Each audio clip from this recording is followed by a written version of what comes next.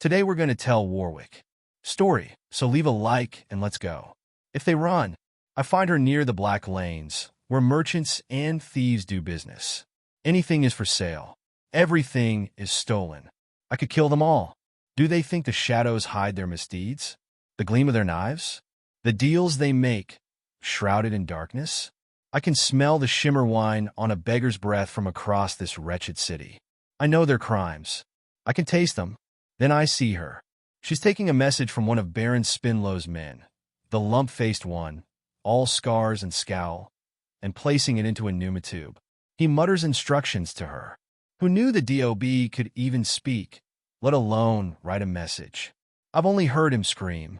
The last time we met, I took his leg. Its replacement is already rusted. The cogs clink as they pass from the thug's meaty hand into the girl's. I can smell the blood on the gear-shaped coins, the pain that passes from person to person. If you want something in this city, it doesn't matter how many cogs you have. Pain is the true currency. I remember a man who knew this, the blood and cogs on his hands, but that man is gone. I growl, and the two figures flinch in surprise. Even the shadows seem to draw back as my augments cast a sickly, green glow. The girl takes one look and flees, but not deeper into the alley. She's a pneumatube runner. She clambers up into the darkness, taking a path few can follow. Afraid, fast, but vulnerable, carrying a pneumatube with a Cambaran seal. The gangers will come for her. She's perfect. I'll begin the hunt. We move so quickly, the city is a blur. My claws cutting through the smoke, scrabbling for purchase as I leap across rooftops, following the pneumatube runner. Carving a path so deep through the city, it seems to bleed chemtech, toxic puddles gathering in the alleys. She tries to double back, skittering beneath a cart full of tinctures. She knows the city almost as well as I do. She knows where I'm driving her. Away from Sanctuary, toward a place all the runners fear, where only the Zaun Grey escapes. I need to remind her to be more afraid of me than what lies in the darkness. I land ahead of her, roaring with rage, my claws tearing a chunk out of a steam conduit.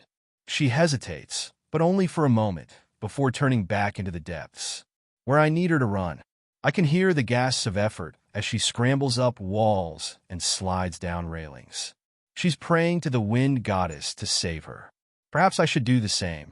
The animal inside me wants more than murder. It wants meat. I could kill her right now. It would be so easy. I feel my claws emerging, greedy for flesh. I forget why I should spare her, until I draw closer. Close enough to see my reflection in her eyes, as she stumbles on a ledge and looks back. Her eyes brim with tears. It's all so familiar. I pull back and howl into the darkness, driving the girl forward. She drops down into a maze of pipes built for the ancient pneuma system. I follow behind her, hanging back as she reaches the dead end. The girl thinks I'm going to kill her, that her pale throat is the reason I bare my teeth. But she is only the bait. This is where she'll lure out my true prey. Those who'd prey on her. Well, look what fell out of the gray, says a ganger emerging from the darkness. He and his friends surround the girl, their blades catching what little light survives in these depths. I recognize their tattered rags. The gray nails. A dead man once had dealings with them. There was another girl. I shake away the memories. I don't want them.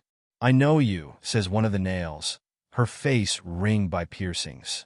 You run for Boggin, eh? One of Spinlow's mugs.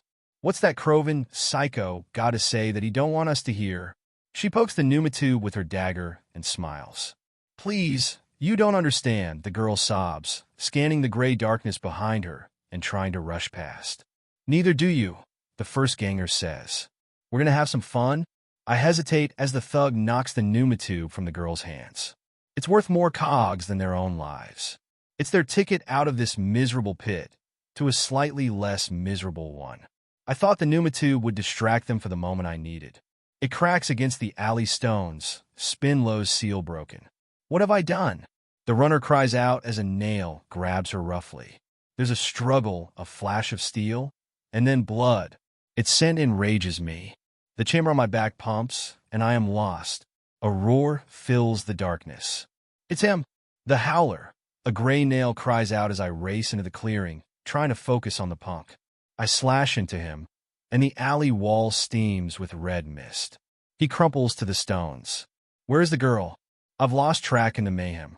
Surrounded. Blades stabbing like clumsy teeth. Claws a metal blur. Jaws clamp down, and bones crack along with armor. I taste blood, and still there's more. I see her now. One of the nails hovers above the girl, his shiv raised. I can stop him, but the machine pumps again, and my limbs surge with power. The red haze fills my mind. Everything is a blur. Everything is forgotten. Everything is blood. I don't know if I saved the girl. I don't know if I killed her. I'm still biting through flesh when the surviving nails flee into the darkness. I turn, following them into the night. I have no choice. They're the monsters I hunt, and I am one of them.